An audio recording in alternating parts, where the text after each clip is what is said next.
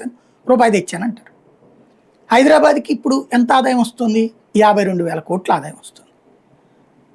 అంతకుముందు ఎంత ఉండేది? ఈ హైటెక్ సిటీకి ముందు 30-35,000 కోట్ల ఆదాయం ఉంది అప్పుడు కూడా. అంటే ఈ 30-40 ఏళ్లలో ఎంత అదనంగా వచ్చినట్టు? ఓ 20,000 కోట్ల ఆదాయం వచ్చినట్టు. కానీ ఆయన ఏం చెప్తున్నారు? అమరావతిలో లక్షల కోట్ల ఆదాయం వస్తుంది అంటున్నారు. నమ్మమంటున్నారు. హైదరాబాద్ నేను చేశాను కదా ఇక్కడ కూడా. మధ్యతరగతికి ముందు మన బిడ్డలు ఆడకెళ్ళి ఉద్యోగాలు చేసుకోవాల్సి వస్తుంది కదా, ఇక్కడే చేస్తారులే అన్న నమ్మకం ఉందా లేదా?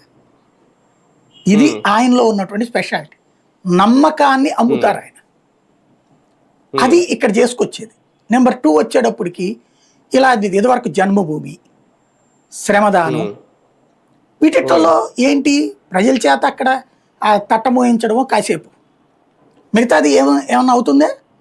ఎవరన్నా డబ్బు ఉన్నోళ్ళు ఆ ఊళ్ళో రోడ్డు వేపిస్తే నీ పేరు ఎడతా, ఎవరన్నా స్పాన్సర్ చేస్తే వాళ్ళు కూడా అన్నదానానికి స్పాన్సర్ చేయమని అడుగుతున్నారు కదా, ఇట్లాంటిదే నడిచిపోతుంది.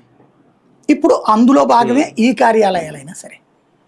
ఇంకోటి, ఈ కార్యాలయాలు పెట్టుకుని మా జేబుల్లో డబ్బులు ఎందుకని ఎమ్మెల్యేలు అంటారు కాబట్టి ఖర్చులకు డబ్బులు కూడా ప్రభుత్వం ఇస్తుంది. డబ్బులు ఎట్టాగు వస్తున్నప్పుడు కార్యాలయం అద్దె వెళ్ళిపోతుంది, కార్యకర్తలో 4 కూర్చోవడానికి ఒక ప్లేస్ వస్తుంది, ఏదో చేస్తున్నాం అనేటువంటి ఒక ఫీలింగ్ ఉంటుంది. ఆ బోర్డు పెట్టుకోవచ్చు పెద్దది, స్వర్ణాంధ్ర 2047. ఇప్పుడు 2047లో